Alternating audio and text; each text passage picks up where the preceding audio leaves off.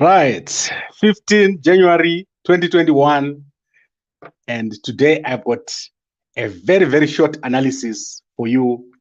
I want to analyze the situation that happened last week on the 6th of January 2021, where $2.7 million US dollars that belongs to ZB Bank was stolen in what looks like a staged robbery.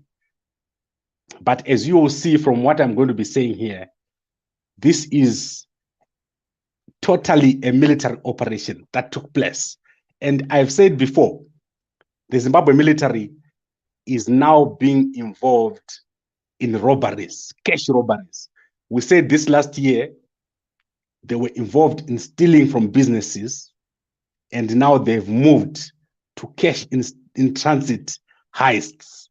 So last week, more than, I can say, 20 people were involved in this robbery. At the scene of the robbery, during the planning of the robbery, where they opened the boxes, and then obviously in obtaining guns and all the other requirements, the planning of this heist was done inside military barracks at Nkomo and at battlefields. So if you look at the facts surrounding this case, you realize that the majority of the money went to the soldiers. So I'm going to go through this process, and obviously we'll purify the numbers. But if you go to gambako.com, you are going to see the breakdown of the monies that were stolen from a truck. So ZB Bank was transporting over 2.7 million in an unmarked truck, and their drivers and security guards were picking people along the way. And they ended up using this as an excuse to get the money stolen. So I want to look at the bare facts. I think most of you have seen this report on what has happened, how much money was stolen, how it was stolen. If you haven't seen it, go to gambako.com. This is the top story. After we finish this video, which is going to be very, very short, I'm going to make this video less than 10 minutes. You can read the full story of how the money was stolen. The point I'm trying to make here is that the stealing of money in Zimbabwe, of cash, is being led by senior military officials, senior army officers in the Zimbabwe military, planned from the barracks, executed from the barracks. And when it comes out, it comes as if the drivers have stolen money and so on. But it's actually a military operation that we're seeing. The end game is the danger. I always say this before. When soldiers start handling cash like 2 million, 3 million, they will start using that money. At the end of the day, they will eventually become a state security threat. This money, so far from this 2.7 million, only 500,000 has been recovered. 2.1 million, one day it's going to be used to launch an operation against the government of Zimbabwe. If the government of Zimbabwe don't take it seriously, the government of Mnangagwa is going to end up being attacked by the people who are stealing money, this cash that they're stealing. And do not think that those 20 guys who helped to steal the money are the kingpins. They are not. A kingpin is someone who knows strategy, someone who knows planning, someone who knows operations, logistics, someone who knows how to hide his tracks. And I'll show you quickly what has happened here. So let's look quickly. 2.7 million from ZB, my network on one my screens here. So forgive me if I'm breaking up. So 2.7 million was stolen from ZB Bank, and I said that money was too much to be transported in one car. It was in 7 trunks, and they were going to move the money from Harare to areas like Chinhoyi, Kwekwe, Gokwe, Gwanda, Bulawayo. This is where this money was going. 2.7 million. And then about 60 kilometers from Harare at Nkomo, when they got there, they picked up some people. So 6 passengers were picked up by these guys. 1 was a family and 3 were men. When they got to a certain spot where 2 boys were selling maize, the driver stopped because he was asked to stop. And then when he came out to open the door, a vehicle approached, a Hilux approached with 4 men inside it and held them up. And then the 3 ZB employees were thrown into the back together with the family. And then the 3 passengers that they picked up and the 4 men who were in the trucks made off with the car. So 7 assailants made off from the scene. However, about 60 kilometers from where they left the people in the truck, they then went to a house. So close to a house. They did not open this money in a private place in a mountain. They wanted to be seen. They went to a certain place where a woman who was in a home saw 2 other cars approaching. I think one of them is a Honda Fit and another car, and the red car. And men started to open the boxes. And there were approximately 10 men, which means obviously on top of the 7 men who were already involved, there were other approximately, let's say, another 10 people. Why so many people? Obviously, if they were going to be attacked, if someone was to come and try to get the money, there was going to be a gunfight. So this operation was not planned by the guys who were there. It was planned by someone else, someone who is not on the ground, but someone who was overseeing the operations. And then I want to quickly look at the profile of who was there. Right. So I didn't have enough time to finish this profile, but let me look at the profile. So a big number of these people had ID district number code 63. That's Harare. 3 of these guys had district code 49, and they live at Mbare Flats. So these are just guys who are unemployed, according to this report. So district code 63, most of them, district code 49, Mudzi, 3 guys who live at Mbare Flats, block 3. 3 employees of ZB Bank, 1 of them took his brother and made him part of this heist. So there's Kelvin Musakwa and Fano Musakwa. These guys are brothers. 1 works for ZB Bank, 1 does not. The 25-year-old, I think, was saying, young brother, I will help you to make money here. And then 2 are serving soldiers. Accused 10 and 11, they're serving soldiers. Then, as I said, the bulk of the money has not been recovered. Out of the 2.7 million, they've recovered only 500,000. And I forgot to mention, 1 guy was killed this week. So let me go back to the guy who was killed. The guy was killed in Zaka. He was running away. So they shot him in the back. And I'm trying to figure out the name of this guy. So forgive me, I think it's called Andrew Zigara. Detectives shot him dead yesterday. After the report that you're going to read, they shot him dead at Zaka, at his rural home. So what I'm trying to say to you is that there is a lot of people involved here. 2.7 million. And let's break down how much money each person got. Approximately, I can say each person got 100,000. So let's say there were 20 people. That would mean each person got 100,000, 100,000, 100,000. But let's say there's 15. That means they only managed to share 1.5 million. So remember, there's a kingpin. Someone got more than 1 million from here. And these are the top military people. From my theory is that a top military person or top military people are involved here. If the young guys were on the ground, let's say they got 50,000, the older ones got 100,000. And then the military guys, the top military guys, they'll probably each get 200,000 or 500,000. And someone will get 1 million. Because this money does not add up. And so let's look at this. Accused number 4, he got 110,000. And this guy is a ZANU-PF activist. I think I should find his picture. Let me find the picture for this guy. Let me quickly find the picture for this guy. This is the ZANU-PF guy, right? This guy stays in Southly, if I'm not mistaken.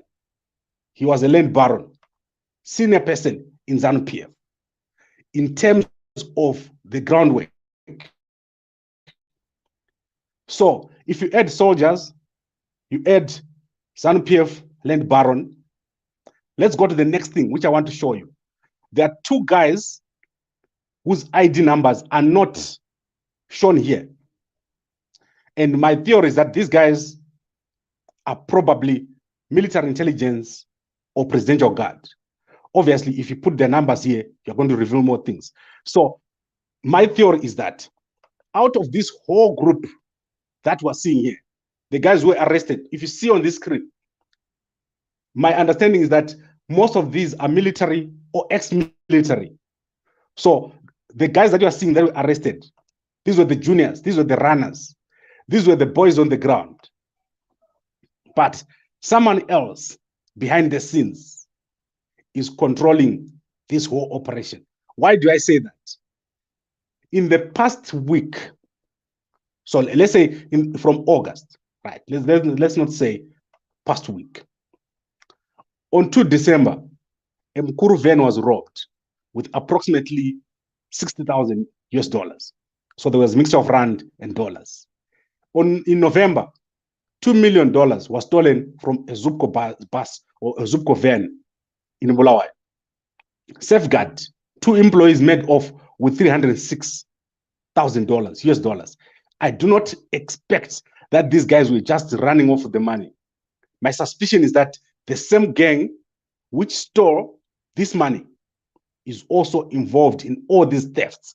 So if you go back to all the thefts that have happened, the robberies that have happened, you could easily link this bank, this gang to that those robberies. They started off small, 60,000, 2 million bond. Then they went to 306,000. Then now they've gone to 2.7. You've only managed to recover 500,000, which means you've got someone sitting with 2 million US dollars that you cannot account for.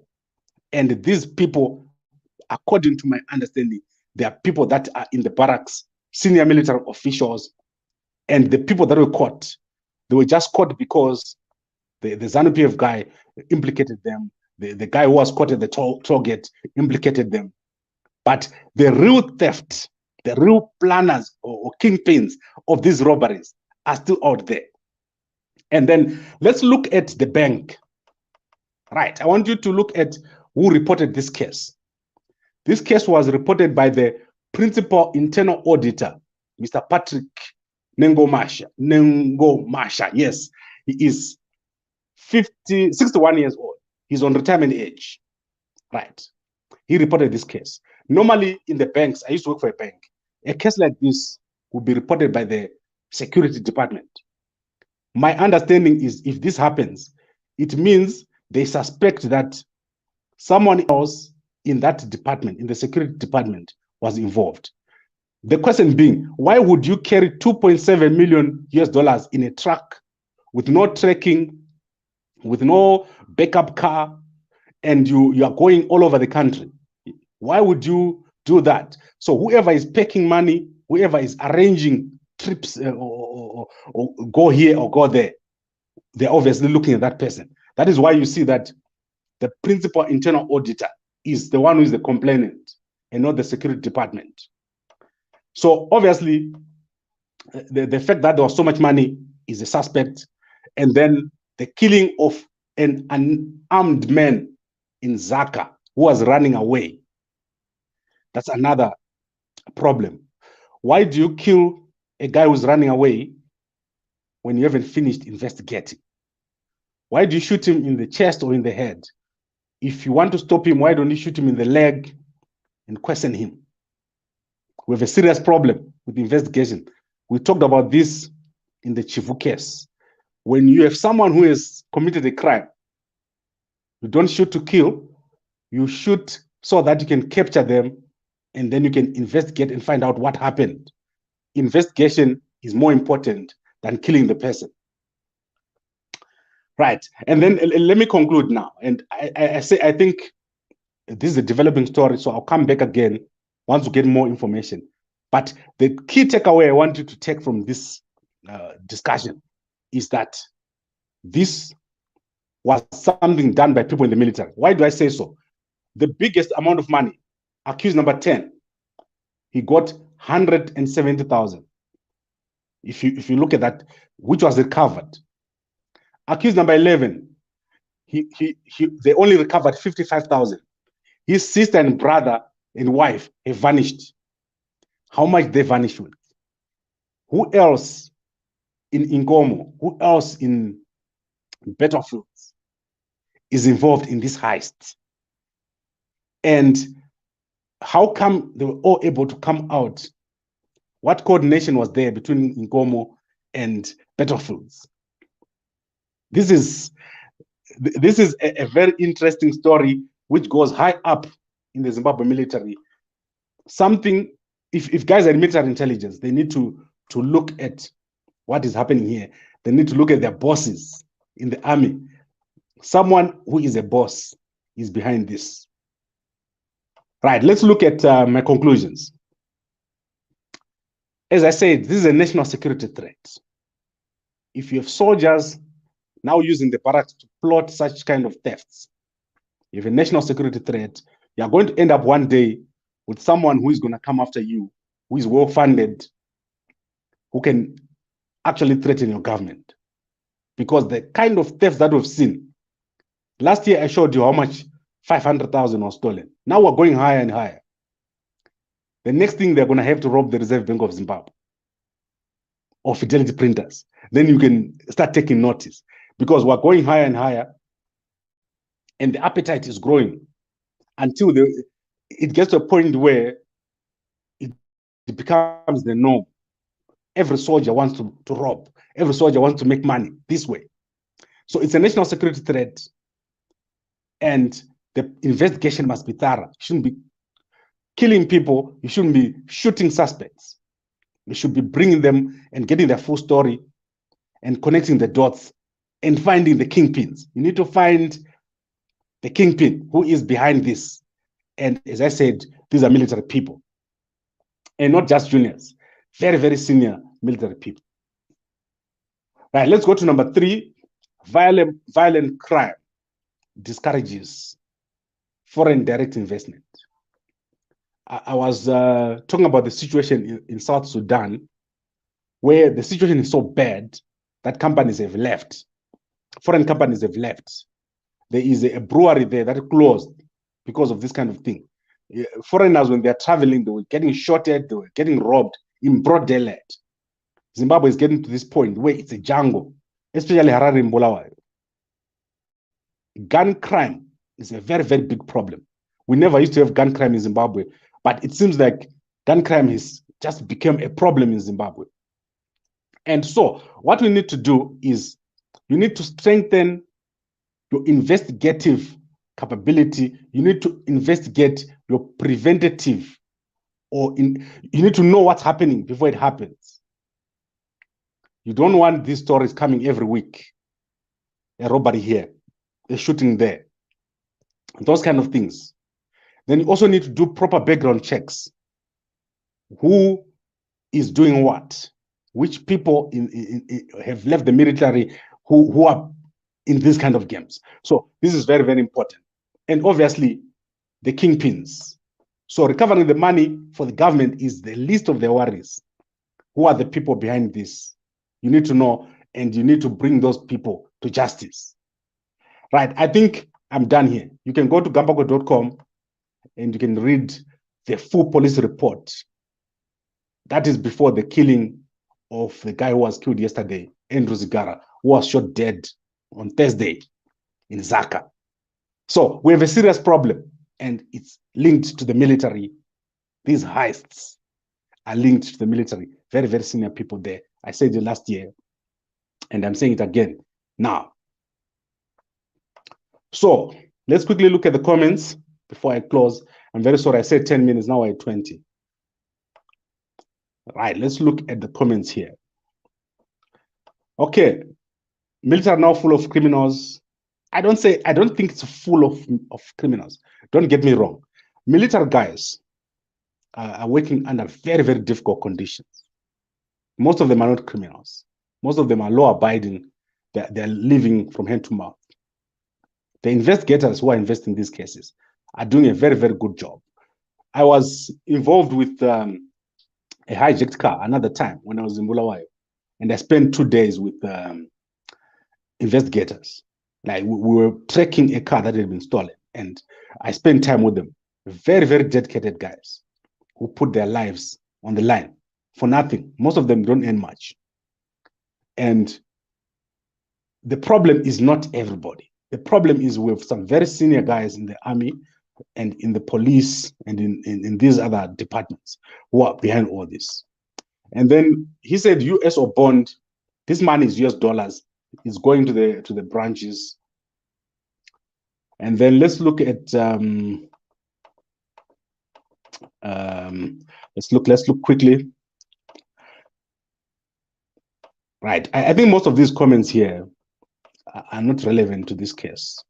They are relevant to let's look at Crispin. Pay them good salary. Very soon they will shoot those in charge of our struggle. Right. I don't think, as I said, the problem is our junior soldiers. The people who know money like this, they're senior. So even if we're to pay the junior soldiers good money, we still have the senior guys sitting at the back, planning, plotting, and stealing these huge sums of money. Imagine yourself with $2 million US in cash. The kind of things that you can do, they're quite a lot. So this is not these junior soldiers. And why would you give a junior soldier 50,000 for a heist? Here in South Africa, people who do heists pay as little as 5,000 rands. And people who do heists, they are paid in advance. So normally what happens in a heist is you put up your crew, you pay all the juniors because someone is going to die. And if they die, their family needs to have their money. So most of these people who are there, out of these 20, most of them would have been paid, let's say, 5,000 US dollars before the heist. So someone to organize the heist will need to find $50,000, pay everybody, take the risk, and then at the end of the day, they will get the big payout. So I don't think it's the junior soldiers behind this. Right. So I think we've done this. We've done justice to this thing. Go to gambagbo.com if you haven't read the full statement already and find out what's going on there. Let's continue to follow this case. We are now creating a country that is unmanageable, a gangster's paradise. And this is a problem because when you've got a military government, things should work. There should be order. People should know that if they mess up, the military is going to take control of the situation. At the moment, the military guys are not in control of the situation, and we're getting to a point where business is no longer going to be possible. No more business. Because this is not normal, what is happening in terms of these cash heists in a country like Zimbabwe, because it's not so big. Zimbabwe is not big, it's small. The economy in Zimbabwe is very, very small. So it's easier to control. And I think this is where the work needs to be done. We need to have some order. We need to have all these people that are doing all these robberies. They need to be found and they need to be dealt with. Not what is happening now. We also need confidence in the economy. We want people to be confident that when they come to Zimbabwe, they are going to find a country where they can do business, where they won't lose their lives. Because now what happens next? Are they going to come to your house and rob you? You saw the robberies that happened this week at people's houses. If you read in the Herald, this is where the problem is. People need to be secure in their homes, in their businesses. Mukuru, if you rob Mukuru, they will just pass on the cost to the public. And this makes the cost of doing business higher and higher, which is the problem. Right, so please go to gambagbo.com and read the full police statement. I've also put this analysis on top. It's not cleaned up. We'll clean it up tomorrow. But if you scroll right down, you'll see the full police statement that described who was involved and who and what happened. So I think we're gonna end it here. I need to go and eat. And thank you very much, everybody who's watching. Tomorrow we'll be back. I've got a very interesting story. Nelson Chamisa is begging for dialogue, but at his own terms. So let's talk about that tomorrow, 9 p.m. Thank you very much for watching, and good night. Enjoy the weekend. We'll talk again tomorrow. And if anyone has information on Bobby Wine, let's have that tomorrow. If you want to discuss that election, we're doing that tomorrow afternoon. I'm probably going to have Mr. Matapo here, who was in Uganda last year. Then we can discuss with him and see what he thinks.